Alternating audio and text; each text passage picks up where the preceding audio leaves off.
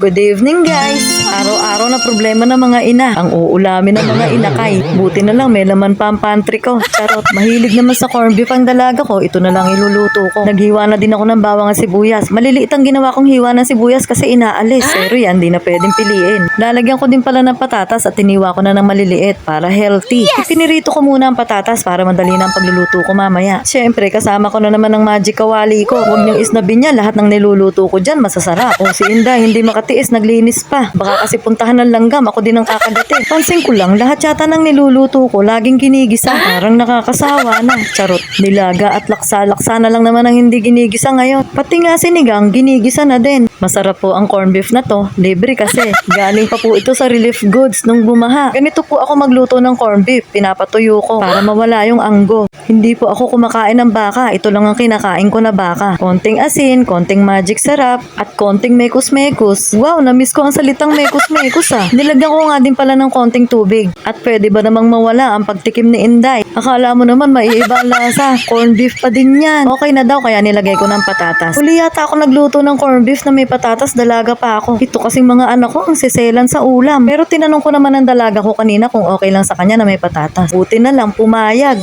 Okay na po ang aking corned beef ala potato. At ang good news, nagbigay ang ate ko ng pansit Mickey. At sabi ng nanay ko, sobrang sarap daw. Lalaman natin mamaya yan. Pero tingnan nyo guys, ang daming sahog. Mukha ngang masarap. At ito ding corned beef ko, mukha ding masarap. Tsak na simot to mamaya. At syempre, iba ang ulam ng bunso ko. Hindi niya kinakain pareho yan, kaya San Marino ang ulam niya. Tara na guys, husgahan na natin ang mga pagkain na to. At ito na nga ang kakainin ni Inday. Hindi naman halatang gutom, no?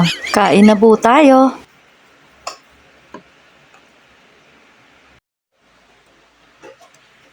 Masarap ang corned beef pag madalang kainin. Tama nga si nanay, masarap ang pansit ni ate. See you on my next vlog. Bye!